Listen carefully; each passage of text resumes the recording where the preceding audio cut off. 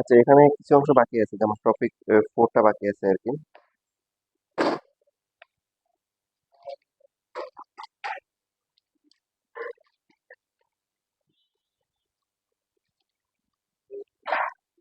যেমন দেখো, এখানে কিছু কিছু প্রশ্ন আছে, যেমন বলা আছে কি সূক্ষ্মকোণ তৈরি করে, কি তৈরি করে? সূক্ষ্মকোণ। দেখাও বা প্রমাণ করো। তখন কি করব? ঢাল বের করব। কি বের করব? ঢাল বের করব। ঢাল যদি ধনাত্মক আসে তাহলে কি বলবো? যেহেতু ঢাল ধনাত্মক তাহলে কি সূক্ষ্মকোণ উৎপন্ন করে, আর ঢাল ঋণাত্মক আসলে কি স্থূলকোণ উৎপন্ন করে। আর যদি কোণের মানটা বের করতে বলে, দেখেছিলাম এটা। মনে করো টেন থিটার মান আসলো √3, তখন আমরা হচ্ছে লিখবো হচ্ছে টেন থিটা ইকুয়াল টু কি টেন 60, থিটা হচ্ছে কত 60। বাট যদি টেন থিটার মান আসে মনে করো -1/√3 আসলো, তাহলে কি লিখবো? হ্যাঁ, তাহলে প্রথমেই 30 মানে 1/√3, শুধু পজিটিভ মানটা চিন্তা করো। তো পজিটিভ মানটা হচ্ছে 1/√3, 1/√3 করলে কত ডিগ্রি মান হচ্ছে? 1/30। 180 থেকে বিয়োগ করলে কত? 150। তাহলে থিটার মান হবে 1, এগুলো দেখেছিলাম। হ্যাঁ, ডাইরেক্ট বসে মাইনাস করে দেখানো, ডাইরেক্ট বসে দিলে।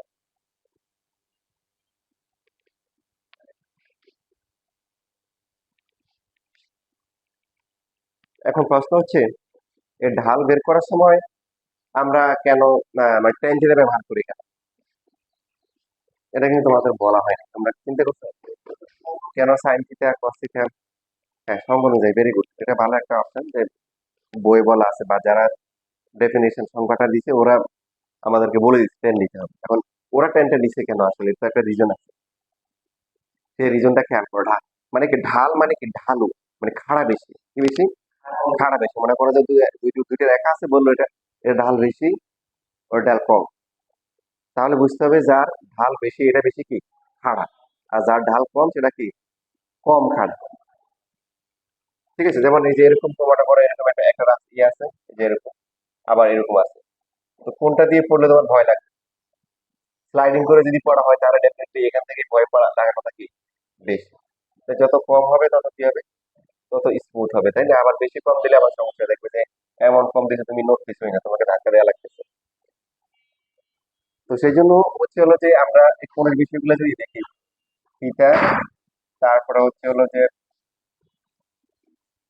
মনে করো যে এখানে 0 ডিগ্রি, 30 ডিগ্রি, 45 ডিগ্রি, 60 ডিগ্রি, তারপরে হচ্ছে 90 ডিগ্রি।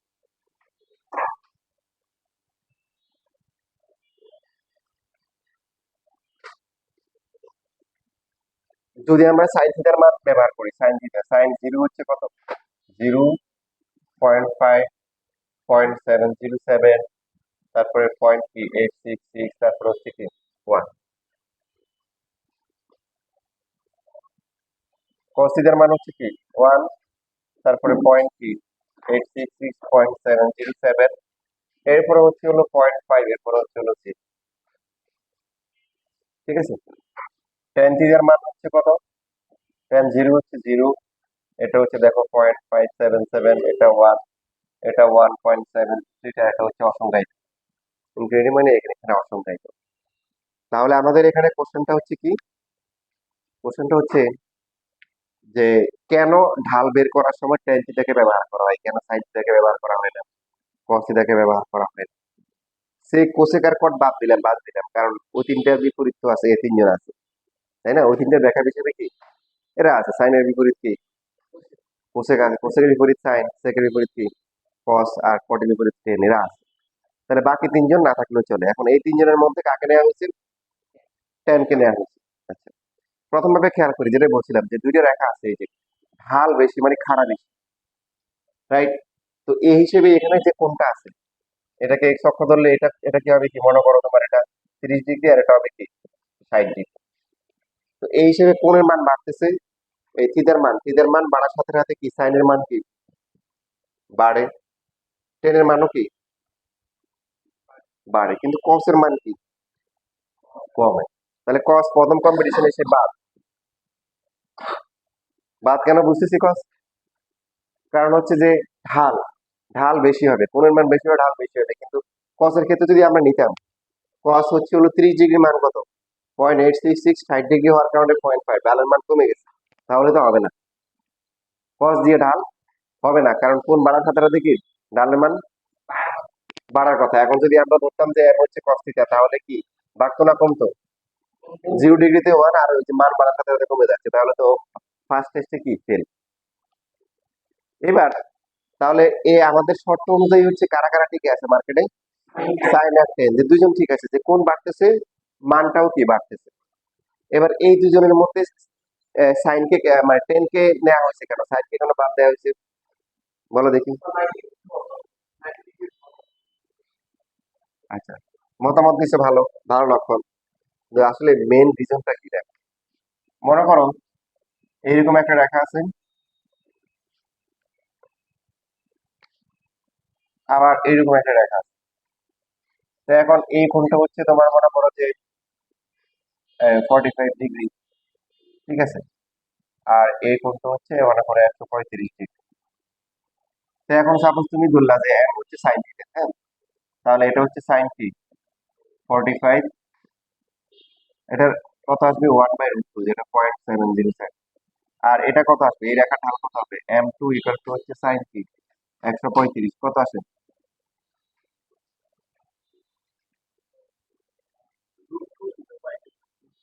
মানে একই তো, 1/√2। এখন খেয়াল করি এই যে রেখা দুইটা আছে, রেখা দুইটা কিন্তু ভিন্ন রেখা, সমান্তরাল রেখা না, সব দুইটা রেখা সমান্তরাল হলে ঢাল সমান হয়। দুইটা ভিন্ন রেখা, দুইটা ভিন্ন রেখা ঢাল কি হয়ে যাচ্ছে, সমান হয়ে যাচ্ছে। এই যে রেখাগুলো, একটা সূক্ষ্মকোণ আর একটা হচ্ছে কি স্থূলকোণ উৎপন্ন করছে, কোনো পার্থক্য হচ্ছে না, দুইটাই প্লাস। কারণ সাইন সেকেন্ড কোয়াড্রেন্টে প্লাস, এই জন্য ফার্স্ট কোয়াড্রেন্টে সবাই প্লাস, এই জন্য ডিফারেন্সটা তৈরি করা যাচ্ছে না, দুইটা ভিন্ন ভিন্ন রেখা ঢাল কি হয়ে যাচ্ছে, সমান হয়ে যাচ্ছে। তো এইখানে যদি আমরা এই টেন দিতাম, 1045 দিতাম একটাকে, আর একটাকে দিলাম হচ্ছে 10 135, তাহলে কি পার্থক্য হবে?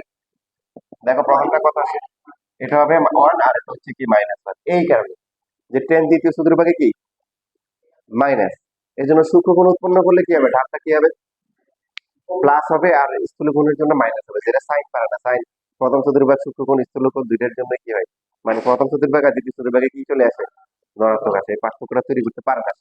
সে থিটার মান সাধারণত মানটা বাড়ায়, কিন্তু সে কি কি ঢালটা কি প্লাস না মাইনাস, মানে হচ্ছে হলো স্থূলকোণ তৈরি করলো না সূক্ষ্মকোণ তৈরি করলো, এই পার্থক্যটা সে কি দিতে পারে।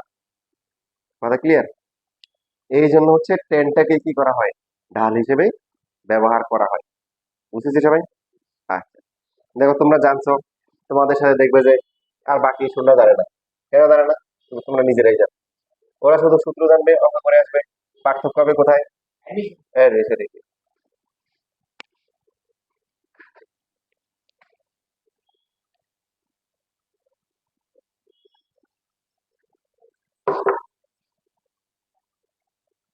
অ্যাডমিশনে পার্থক্য হবে তা না, তোমাদের এসএসসি এইচএসসি তে পার্থক্য হতে পারে, যদি বেসিক থেকে কোশ্চেন দেয় সেই ক্ষেত্রে তোমরা ইনশাল্লাহ আনসার করে আসতে পারবা, তাই না? তোমাদের সব বেসিক শিখিয়ে দিচ্ছে। এখন এই যে এটা হলো বিষয়, তো এখানে এই অনেকগুলো ম্যাথ আছে, তোমরা কি সবাই কি শিখতে পাইছো 11.3 এর? আচ্ছা, শিট কই?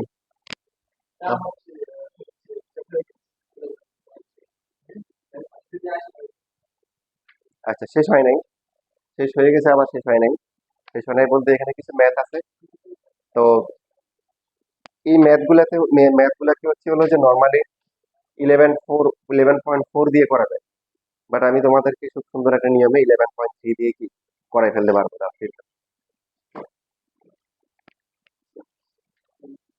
যেমন হচ্ছে টপিক 4 যেটা আছে,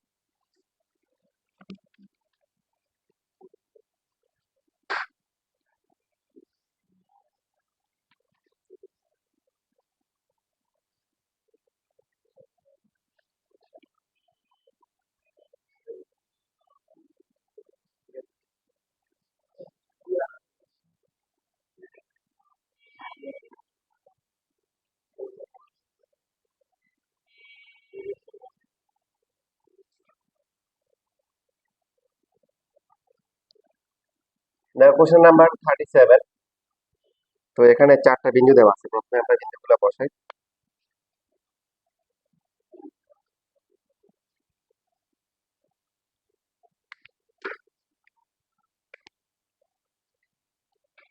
এ দেওয়া আছে কত, 3 - 2, 1 2 3, তারপর হচ্ছে কি -2, 1 - 2, এ হচ্ছে এ হচ্ছে 3 - 2। তারপরে আর কি দেওয়া আছে, বি দেওয়া আছে 8,3, 4 5 6 7 8, 8,3, 1 2 3, আনুমানিক এই যে এখানে হবে, এটা হচ্ছে বি, বি হচ্ছে 8,3। সি দেওয়া আছে 3,8, 8 3, তারপরে 8 হবে কত মনে করে, এই যে এখানে সি 3,8। আর ডি দেওয়া আছে কি -2, -2, হচ্ছে কি 3, +3।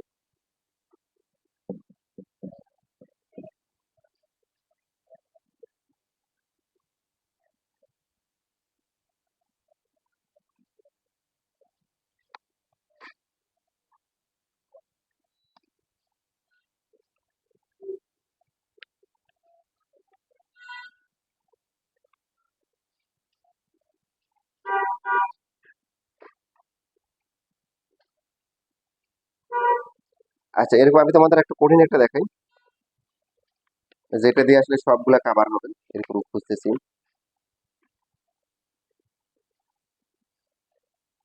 একটা পাইতেছি না, সবগুলা তোমাদের সহজ সহজ দেওয়া।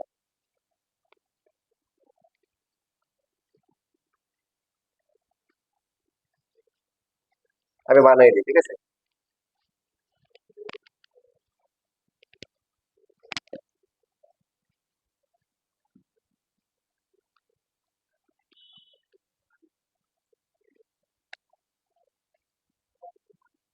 মনে করো একটা বিন্দু হচ্ছে 8,4, আর একটা এখানে একটা আছে যে -2, 5, তারপরে হচ্ছে হলো যে এটা দুইটা গেল, এখানে হচ্ছে হলো যে সি, এটা হচ্ছে মনে করো যে -5, -4।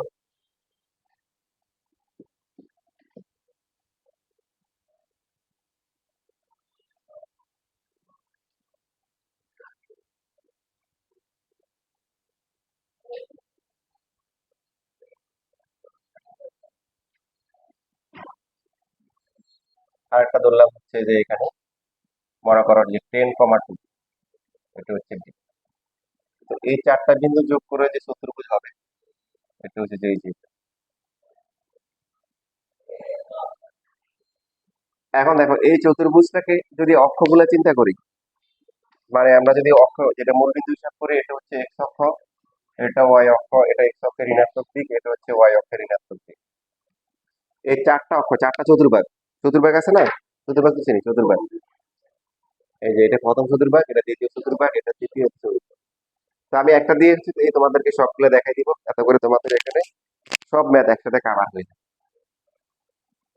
ঠিক আছে। যেমন আসতে পারে যে এই চতুর্ভুজ দ্বারা প্রথম অক্ষ যতটুকু খেয়েছে, এই ভাগে পাইছে, ওটার ক্ষেত্রফল বের করতে হবে। তো এখন প্রথম চতুর্ভাগ পাইছে করতে, এই যে যে এটা, ঠিক না। যদি প্রথম চতুর্ভাগ হলে এই জায়গাটা না, যেটা একটা কি দেখতে কিরকম, তাই ভালো করে বলো। হ্যাঁ, ভেরি গুড, পঞ্চভুজ কি হবে, পঞ্চভুজ, পাঁচটা বাহু আছে। এই যে এক্স অক্ষ, প্রথম চতুর্ভাগ, এই যে এটা হচ্ছে প্রথম চতুর্ভাগ, এই যে, ঠিক না। এটাকে দিলাম মনে করো যে ই দিলাম, এই বিন্দুটাকে ধরলাম কি ই। দ্বিতীয় চতুর্ভাগ কতটুকু পেয়েছে, কি পেয়েছে, এই যে যে একটু, শুধু একটু, এটা চতুর্ভুজ, এটাকে দিলাম হচ্ছে এক। তৃতীয় চতুর্ভাগ কি পেয়েছে, ভালো করে দেখো, এক্স অক্ষ ওয়াই অক্ষ আর রেখাগুলো মিলে এটাও চতুর্ভুজ পেয়েছে। আবার 4 নাম্বার চতুর্ভাগ কি পেয়েছে, ত্রিভুজ পেয়েছে। তো একটা দিয়ে আমরা সবগুলো শিখে ফেলতেছি, ঠিক আছে। 4 নাম্বার ত্রিভুজ পাইছে, হ্যাঁ। আর 3 নাম্বার, 2 নাম্বার হচ্ছে হলো চতুর্ভুজ, আর 1 নাম্বার কি পঞ্চভুজ পেয়েছে। তোমাদের যেগুলো আছে বেশিরভাগই হচ্ছে হলো কি সব, সবাই চতুর্ভুজ পাইছে বেশিরভাগ। তা আমি কঠিন করে দিচ্ছি, যাতে করে কঠিন আসলে তোমরা কি, তোমরা যদি গাড়ি চালাতে পারো। তো এখন যেমন আমাদের প্রথম চতুর্ভাগে যদি আসে যে এই এ বি সি ডি চারটা চতুর্ভুজ ছিল কি মেনলি ছিল A B C E D, এই চারটা বিন্দু দিয়ে চতুর্ভুজ। প্রথম চতুর্ভাগে যতটুকু জায়গা দখল করলো, প্রথম চতুর্ভুজ দ্বারা আবদ্ধ ক্ষেত্রফল তোমাদের এখানে কোশ্চেনে লেখা আছে, যে যতটুকু যে অংশ প্রথম চতুর্ভাগে অবস্থান করে তার ক্ষেত্রফল, এভাবে বিভিন্ন কথাবার্তা বলা থাকে। তো এখন পঞ্চভুজের ক্ষেত্রফল বের করার সূত্র আমরা জানি, half into x1 y1 x2 y2 x3 y3 x4 y4 x5 y5, আবার প্রথমটা। তার মানে এখন এই বিন্দুগুলো আমরা খেয়াল করি, আমাদের প্রথম চতুর্ভাগে যে আছে সেখানে কি কি আছে, আমরা ধরছি এটা এখানে এটা আছে, এ আছে, ডি আছে, ই আছে, ও আছে, তাই না? ও তো জানি, ও তো 0 0। বাকি এখানে একটা বিন্দু লাগবে, সেই বিন্দুটাকে আমরা ধরতে পারি, এটাকে ধরলাম এইচ, এটাকে ধরলাম কি এইচ ধর। তাহলে আমাদের আননোন কি কি আছে এখানে এই পাঁচটা বিন্দুর মধ্যে? হ্যাঁ, তবে প্রথম চতুর্ভাগে বললে এইচ আর হচ্ছে হলো ই, প্রথম চতুর্ভাগে বললে। দ্বিতীয় চতুর্ভাগে বললে কি কি আননোন? এইচ আর হচ্ছে এফ। তৃতীয় চতুর্ভাগে বললে হচ্ছে এইচ আর কি জি। আর 3 নম্বর চতুর্ভাগ বললে জি আর ই। ঠিক আছে, তাহলে আমরা প্রথম চতুর্ভাগ নিয়ে আলোচনা করি, যে এই চতুর্ভুজটা প্রথম চতুর্ভাগে যে অংশ অবস্থান করতেছে তার ক্ষেত্রফল আমাদেরকে বের করতে হবে।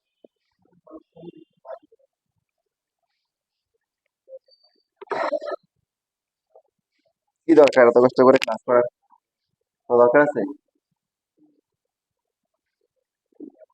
তো এখন যেটা বলতেছিলাম, যে এই ম্যাথ গুলো হচ্ছে হলো মেনলি দেখা যায় যে 11.4 এর দিয়ে দেয়, ওরা অন্যভাবে করে। বাট আমি 11.3 দিয়ে ম্যাথের পরীক্ষা প্রচুর আসছে, দেখো প্রচুর। তোমাদের 11.4 অনেক বড়, এটা অনেক বড়, এটাকে কমাই ফেলছি, এদিকে নিয়ে আসছি, তাও দেখবে যে অনেক বড়। আর 11.4টাই হাই লেভেলে সবচেয়ে বেশি কাজে লাগবে। তো এখন আমরা এই ঢালের কনসেপ্ট দিয়ে করে ফেলতে পারি। যেমন যদি আমরা ই বিন্দু বের করতে চাই, ই বিন্দু কোথায় অবস্থিত? ই বিন্দু এক্স অক্ষের উপর অবস্থিত, এক্স অক্ষের উপর কি অবস্থিত। ধরি ই বিন্দু স্থানাঙ্ক, তাহলে কি ধরতে পারি? ধরলাম যে x1 কি 0, যেহেতু এক্স অক্ষের উপর অবস্থিত তার কোটি অবশ্যই কি হবে? শূন্য হবে। আর যে বিন্দুগুলো ওয়াই অক্ষের উপর অবস্থিত তাদের কি ভুজ শূন্য হবে। প্রথমে আমরা এই যে কাজ করলাম, কাজ করার পরে এখন কি বলতে পারি, যে এখানে হচ্ছে হলো যে এই যে এই রেখার উপরে, মানে আমাদের চতুর্ভুজটা ছিল আসলে কি এ বি সি ডি। আমরা আপাতত হচ্ছে জি নিয়ে আমাদের মাথা ব্যথা, আমরা যদি প্রথম চতুর্ভাগে আছি সেই জন্য আমাদের জি লাগবে না, এফ লাগবে না, আমাদের হচ্ছে লাগবে কি এইচ আর কি লাগবে ই লাগবে। এখন আমরা লিখতে পারি হচ্ছে হলো সি কমা ই কমা ও হচ্ছে হলো ডি সমরেখ। ইনফ্যাক্ট আমাদের জিও কি সমরেখ? জি বিন্দুর স্থানাঙ্ক জানি? জানি না। ওটা ওটা আমাদের আপাতত বের করা লাগবে না, বের করা লাগবে, এটা বের করা লাগবে না, এই জন্য আমরা জিটাকে স্কিপ করে গেলাম। আমরা প্রথম চতুর্ভাগে আছি, প্রথম চতুর্ভাগে হিসেবে আমাদের তাহলে লাগবে কি লাগবে, এখানে ই লাগবে, ই লাগবে, এইচ লাগবে, এবং কাজে লাগাবো যেগুলোর স্থানাঙ্ক জানি, সি বিন্দু আর ডি বিন্দু। এখন তিনটা বিন্দু যদি সমরেখা হয় তাহলে কি লেখা যায়? সুতরাং ঢাল সমান। তো আমরা টেকনিক্যালি যেটা করব, যে যে দুইটা বিন্দু হচ্ছে স্থানাঙ্ক দেওয়া আছে ওটাকে মাস্ট ইউজ করব। যেমন এখানে আমরা লিখতে পারি কি সি রেখার ঢাল ইকাল টু হচ্ছে ডি রেখার ঢাল, এটা লিখতে পারি। সি রেখার ঢাল ইকাল টু হচ্ছে কি সি রেখার ঢাল, লিখতে পারি না? তিনটে লিখতে পারি, যে যেহেতু তিনটে সমরেখা একই রেখা তাহলে সবার ঢাল কি সমান। সি রেখার ঢাল, তারপরে হচ্ছে হলো কি ডিই রেখার ঢাল, আর হচ্ছে সিডি রেখার ঢাল, এই তিনটা কি। কারণ প্রশ্ন হচ্ছে মান ব্যবহার করার সময় কোনটা ব্যবহার করব? আনসার হচ্ছে যে কোনো দুইটা করলে হবে, যে কোনো দুইটা করলে হবে। তবে যে সমস্ত ক্ষেত্রে কাজ সহজ করা যায় আমরা সহজ করে ফেলবো, আমরা সিডি কে মাস্ট নিবই। কেন? কারণ সিও দেওয়া আছে, ডিও দেওয়া আছে, এই মানটা স্পষ্টভাবে বের হবে। আমরা যদি এই এই কম্বিনেশনটা নিই এটা জটিল হবে, কারণ এখানে দুইটাতে ই আছে, ই এর স্থানাঙ্ক কি অজানা, তাহলে ক্যালকুলেশন একটু জটিল হইতে পারে। তো সেই জন্য আমরা কি নিবো, যে দুইটা বিন্দু জানি সেটাকে মাস্ট নিবই, বাকি সি আর ডি একটা নিলেই হবে, ওটা তোমার চয়েস। তা আমরা যদি এখানে লিখি, সুতরাং হচ্ছে হলো লিখলাম হচ্ছে হলো কি যে সিই রেখার ঢাল, ডিও নেওয়া যায় সিই রেখার ঢাল, আর বাকি সিডি অবশ্যই কি নিব, সিডি রেখার ঢাল এই এরকম। এখন সি রেখার ঢাল কত হবে বলো? ই বিন্দুকে আমরা ধরে নিয়েছি কত, x1 হচ্ছে 0, তাহলে সি রেখার ঢাল কত হবে? 0 প্লাস কত 4, আর নিচে হচ্ছে কি x1, x1 প্লাস হচ্ছে কি 5, আর সিডি রেখার ঢাল কত হবে? 2 প্লাস 4 ডিভাইডেড বাই হচ্ছে কি 5। তাহলে 4 ডিভাইডেড বাই হচ্ছে x1 প্লাস 5 ইকুয়াল টু হচ্ছে 6 ডিভাইডেড বাই কি 50। তাহলে হচ্ছে যে এখানে 6 × x1 + 5 = কত আসে? 60। x1 + 5 = কত? 10। তাহলে x1 এর ভ্যালু কত? 5 +5 কত? 5। তার মানে হচ্ছে যে ই বিন্দু হচ্ছে কি 5, 0 পেয়ে গেলাম। এখন সেম ভাবে দেখো বাকি অর্ধেক বাকিটা হচ্ছে তোমরা করতে পারবে। আপাতত এফআরজি ভুলে যাচ্ছি, আমরা কোন চতুর্ভাগে আছি? প্রথম চতুর্ভাগে। তাহলে প্রথম চতুর্ভাগে বিন্দুগুলো হচ্ছে কি এ, এইচ, ও, ই, জি। এই পাঁচটা বিন্দু দিয়ে একটা একটা কি পঞ্চভুজ হয়ে গেছে। তাদের মধ্যে হচ্ছে হলো যে ও, এ, ডি প্রশ্নে দেওয়া আছে, মানে এ আর ডি প্রশ্ন দেওয়া আছে, আর ও তো আমরা জানি ও হচ্ছে মূল বিন্দু, যার স্থানাঙ্ক 0। বাকি ই এবং এইচ এর মধ্যে একটা বের হয়ে গেছে। এখন এইচটা তোমরা বের করবা, পারবা না? কি লিখবা? এইচ বিন্দু কোথায় অবস্থিত? ওই অক্ষে বলতে। সুতরাং ধরি হচ্ছে এইচ বিন্দুর স্থানাঙ্ক কত ধরবো? 0, y1 ধরবো। হ্যাঁ, y1 ধরবো। y1 ধরে তারপর আমরা কি লিখবো? যে এবি রেখার ঢাল আর হচ্ছে কি এইচ অথবা বিএইচ রেখার ঢাল সমান। সেখান থেকে y1 বের করা যাবে না? যাবে। কাজ একটু বেশি হলেও কাজগুলো সহজ করো। তো লেখার পরে বাকি কাজটা করো। এই সামিরা তো খুশি কেন? ওরা ক্লাসে আসতে পারছো নাকি?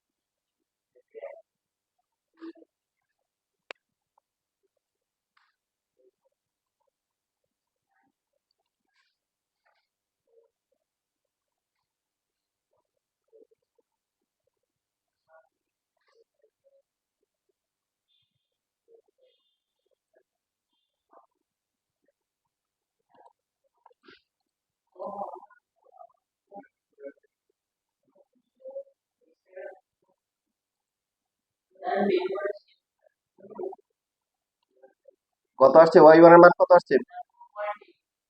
দশমিকে নেওয়ার দরকার নেই, ভগ্নাংশে রাখো। হ্যাঁ, এবার ক্ষেত্রফল বের করতে পারবে না?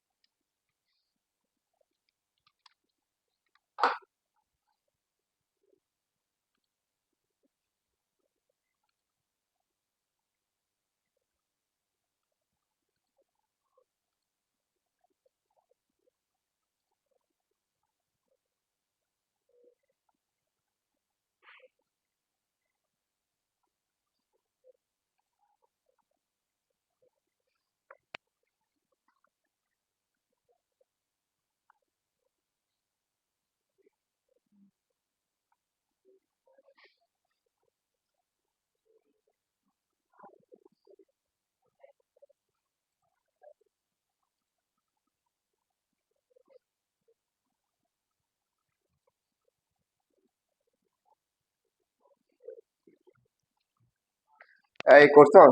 সবার কি সেম আসছে?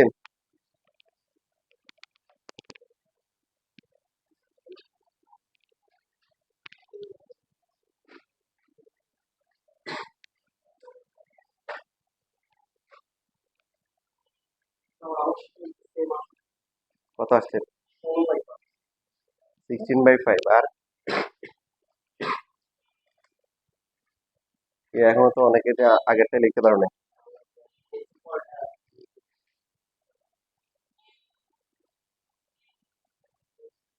এই ওয়াই ওয়াই ধরতে না করছি, ওয়াই ওয়ান ধরবা, কি ধরবা? তো 24/5 আসছে।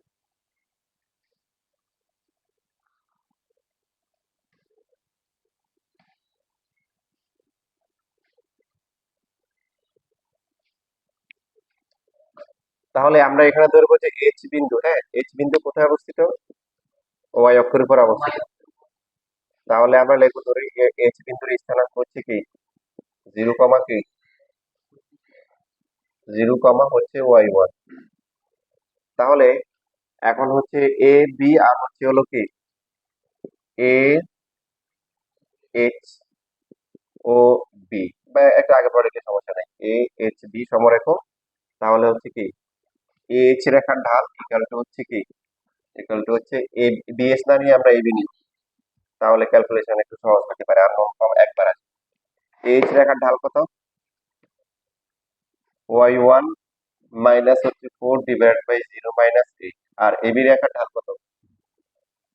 এবি রেখার ঢাল হচ্ছে 5 - 4 - 2 - 8।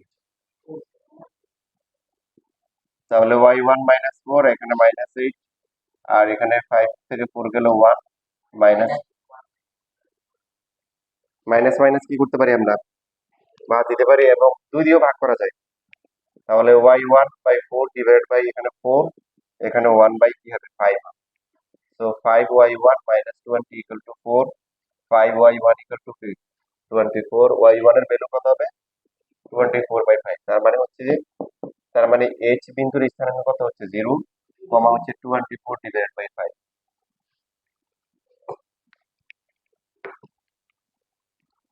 সুতরাং এবিসিডি চতুর্ভুজ দ্বারা প্রথম চতুর্ভাগে কি যতটুকু অংশ অবস্থান করে দখল করে তার বা আবদ্ধ করে তার ক্ষেত্রফল।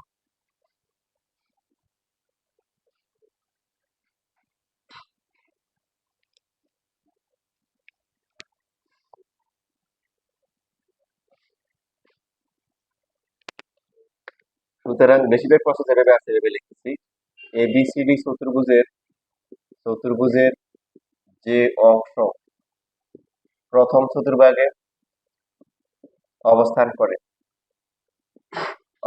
করে তার ক্ষেত্রফল। তাহলে তার ক্ষেত্রফল আমরা অ্যান্টি ক্লকওয়াইজ অর্ডারে যাবো, যে কোনো এক জায়গা থেকে শুরু করবো, জিরো থেকে শুরু করা বুদ্ধিমানের কাজ। ঠিক আছে, জিরো থেকে শুরু করলে মানি ক্যালকুলেশন সহজ হবে। জিরো দিয়ে বেড়ায়, জিরো জিরো অ্যান্টি ক্লকওয়াইজ যাবো, তারপরে ই কত, হচ্ছে 5,0, তারপরে হচ্ছে কি 10,2, 8,4, তারপরে 0,24, 5 আবার কি, আবার হচ্ছে জিরো।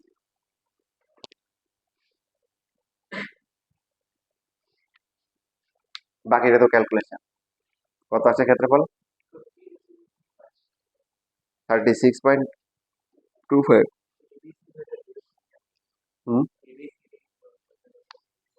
ডিরেক্ট ধরে বুঝছো, লাঠি আছে যে লাঠি। এই যে এখানে কি লেখা আছে, কি লেখা আছে বলে, এবিসিডি ক্ষেত্রফল বলা আছে। আসতেছে কেন, আসবে না। এই এবিসিডি ক্লাসে দেরি করে আসলে এরকম হবে। এবিসিডি চতুর্ভুজটার যে অংশ প্রথম চতুর্ভাগে আছে, চতুর্ভাগ করতে মানে এই যে এক্স অক্ষ ওয়াই অক্ষ বলে প্রথম, এটা না, এই যে এখানে ইয়ে করা আছে, একটু নিজে নিজে আঁকি, ছোটবেলায় করছে না। আমার বই, কার বই, একজন আরেকজনের বই নিয়ে, এটা আমার বই, কার বইয়ের মধ্যে লেখা আছে আমার বই, কি ভাই, আমার বই। এখন যার কাছে থাকুক বই নিয়ে, এটা আমার বই। এই যে এটা এইটুকু ক্ষেত্রফল বের করতে হবে, এবার বুঝছি। এবিসিডি ক্ষেত্রফল বের করতে পারে নাই। এবিসিডি চতুর্ভুজ বিন্দু ছিল এই চারটা, এ বি সি ডি, এই চারটা বিন্দু দিয়ে চতুর্ভুজটা হবে। এই চতুর্ভুজ বিভিন্ন বিভিন্ন চতুর্ভাগ, প্রথম চতুর্ভাগ দখল করছে এটুকু, দ্বিতীয় চতুর্ভাগ হচ্ছে যে এটুকু, তৃতীয় চতুর্ভাগ এটুকু, আর 4 নম্বর চতুর্ভাগ একটা কি, ত্রিভুজ। 2 নম্বর আর 3 নম্বর হচ্ছে কি, চতুর্ভুজ। 1 নম্বর হচ্ছে পঞ্চভুজ। তো এই অংশগুলো যে কোনো একটা বলতে পারে, ক্ষেত্রফল বের করতে পারে। তাহলে দ্বিতীয় অথবা তৃতীয় যদি আমাদেরকে বের করতে বলেন, তৃতীয় চতুর্ভাগেরটা বের করে দেখি। দ্বিতীয় বললে আমাদের এইচ অলরেডি বের হয়ে গেছে, তাই না? তাহলে শুধু একটা বের করলাম। আর তৃতীয় বললে এফ লাগবে, কি লাগবে, জিও লাগবে। তো এফ কে ধরবো আমরা কত,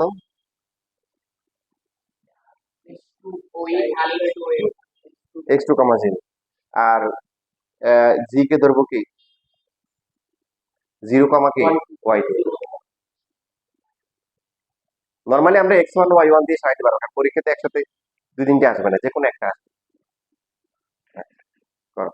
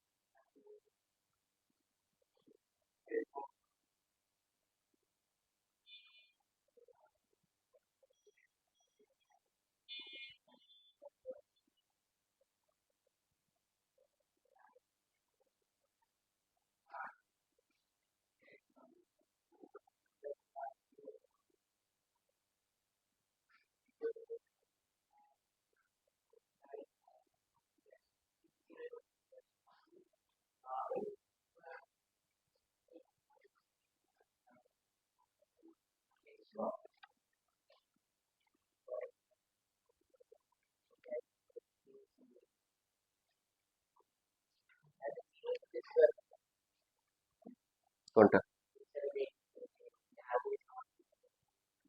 তাই এত জি কোনটা সাপেক্ষে বের করবা? জি তো হচ্ছে সিডি এর সাপেক্ষে বের করবো। এফ, এফ তো হচ্ছে কি এর বি, বিসি এর সাপেক্ষে বের করলে এটা কত হবে? এক্স টু কমা কি জিরো। ঠিক, এটা সাপেক্ষে কেমনে বের করবা?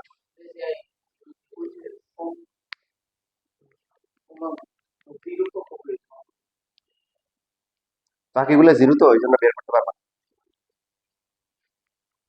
দেখো চেষ্টা করে, তারপরে চেষ্টা করে দেখতে পারো।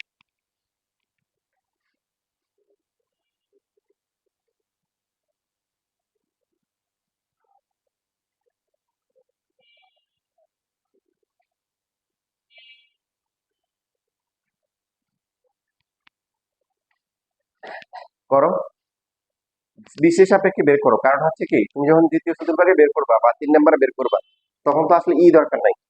ই এখানে হচ্ছে আমরা কি বের করছি, বাট আমাদের তো আসলে কি করা লাগবে না, প্রত্যেক চতুর্ভাগে আলাদা আলাদা করে বের করতে পারে, যে কোনো একটা দিয়ে বের করতে হবে। বুঝতেছি? এখন এখানে তুমি ইয়ে সাপেক্ষে বের করতে পারো, মানে ওটা কিন্তু আসলে ঠিক হইলো না। কারণ পরীক্ষায় তো যখন দ্বিতীয় চতুর্ভাগ আসবে তখন তো আর কি প্রথম চতুর্ভাগ আসবে না, তৃতীয় চতুর্ভাগ আসলে কি প্রথম চতুর্ভাগ আসবে না, যে কোনো একটা চতুর্ভাগ আসবে। বুঝতেছি? কত আসছে বলো, তারপর ক্যালকুলেশন করো। জিরো আসে।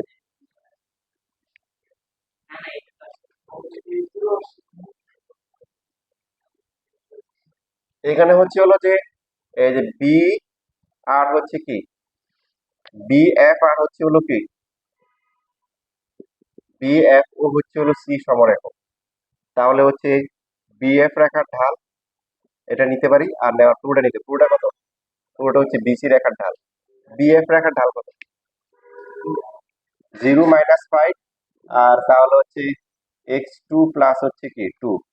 আর বিসি রেখার ঢাল কি হবে? বিসি হচ্ছে হলো যে -4 - 5 ডিভাইড বাই হচ্ছে -5 প্লাস কি 2। কই জিরো তো আমি পাচ্ছি না, আমি তো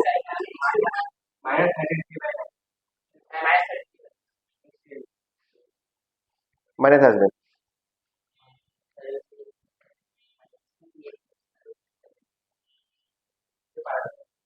ইএফ দিয়ে তো করবো না, কারণ ইএফটা যদিও এখানে হতে পারে, যদিও যদিও হয়, তাও তো আমরা আসলে কি করবো না কেন? আমার যখন দ্বিতীয় চতুর্ভাগ বা তৃতীয় চতুর্ভাগ আসবে তখন তো হচ্ছে আমার কি ই দরকার নাই, ই দরকার আছে। এটা হয়তো আমরা প্রথম চতুর্ভাগ করার সময় করছি, এখন তো ওটা কাজে লাগাবো না। বুঝতেছি?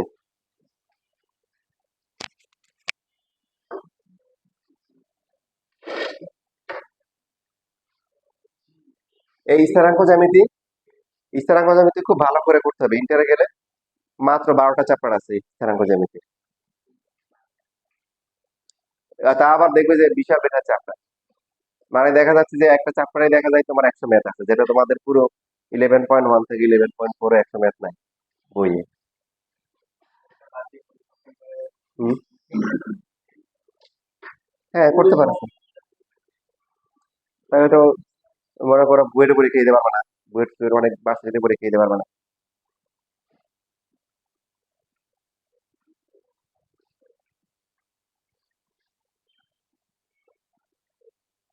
যদি তোমার শুধু মেডিকেলে পড়ার ইচ্ছা থাকে, যদি ডাক্তারি হতে চাও, তাহলে হচ্ছে ম্যাথ বাদ দিয়ে পরিসংখ্যান নিতে পারো।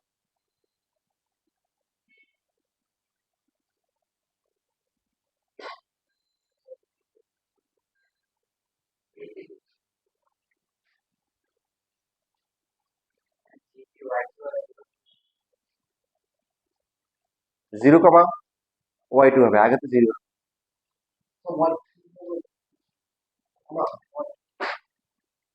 টু তো ধরা হয়নি, টু, টু ধরলে হবে, থ্রি যাওয়া লাগবে।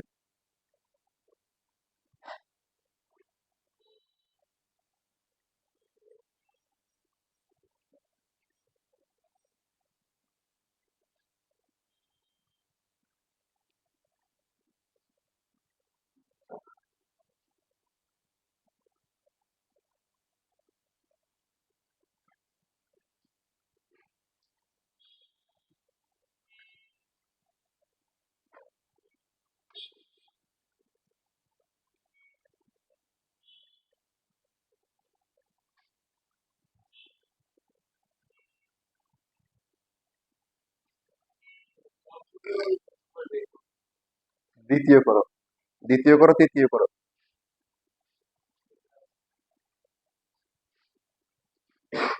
দ্বিতীয় তো করলে শুধুমাত্র অ্যাপ লাগবে, এই তো বের হয়ে গেছে। আর তৃতীয় করলে হচ্ছে কি লাগবে, অ্যাপের সাথে সাথে জিও লাগবে। তুমি জি বের করলে যেটা সুবিধা, 4 নাম্বারটা আর নতুন করে ক্যালকুলেশন করা লাগবে না, লাগবে। 4 নাম্বার সূত্রের ভাগে ত্রিভুজ আছে, ত্রিভুজের তো জি আর ই অলরেডি বের হয়ে গেছে।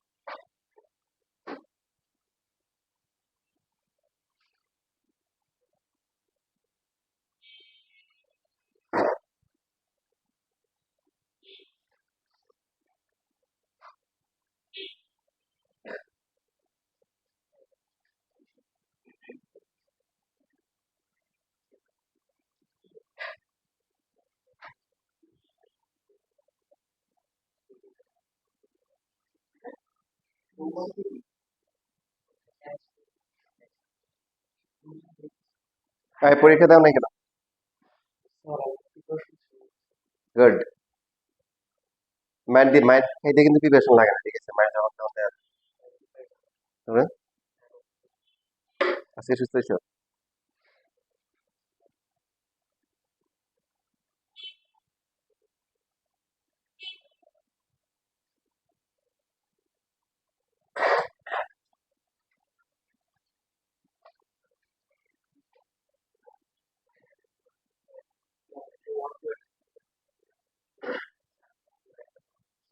তোমাদের শুধু 9.1, 9.2।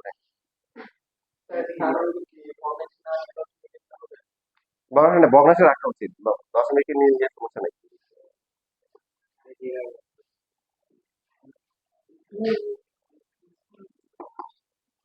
স্কুলে শুধু হায়ার ম্যাথ 9.1 দুটাই।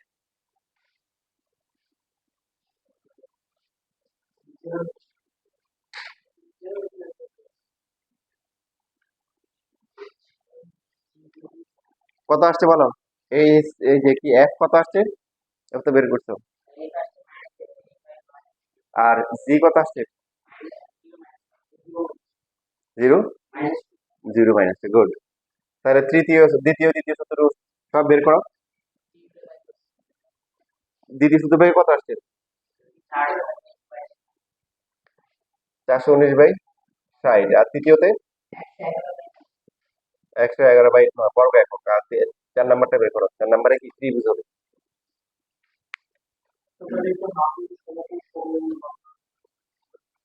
স্থানাঙ্ক জ্যামিতি হবে, কিন্তু আমরা কি করবো, স্থানাঙ্ক জ্যামিতি দিয়ে করবো।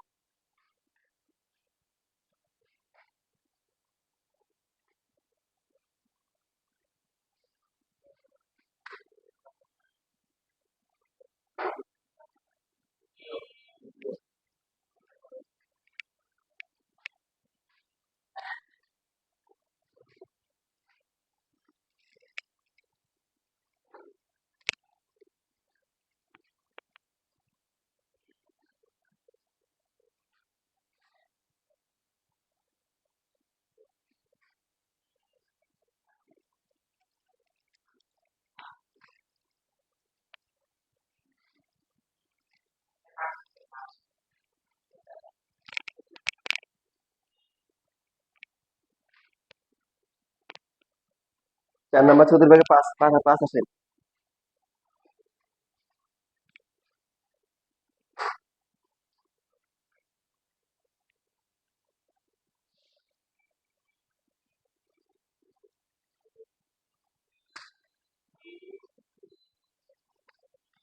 করো, যারা করে ফেলছে এবার তোমরা এখান থেকে একটা করো। এই শীটের দেখো, এই ম্যাথ কিন্তু খুবই গুরুত্বপূর্ণ। এখানে দেখো যে 29 থেকে শুরু করে একদম কি মানে তোমার 43 পর্যন্ত আছে, শুধু তা না, মানে এই কোশ্চেন হচ্ছে হলো আবার পরের চ্যাপ্টারও আবার দেখবে যে এরকম আছে। এখানে বিন্দুগুলো দেওয়া আছে, আর পরে কোশ্চেনে সমীকরণ দেওয়া আছে, সমীকরণ আপনি শিখে নিয়ে দিই, ওটা 11.4-এ। তো এটা খুব গুরুত্বপূর্ণ, তোমরা 30 নাম্বারটা করো।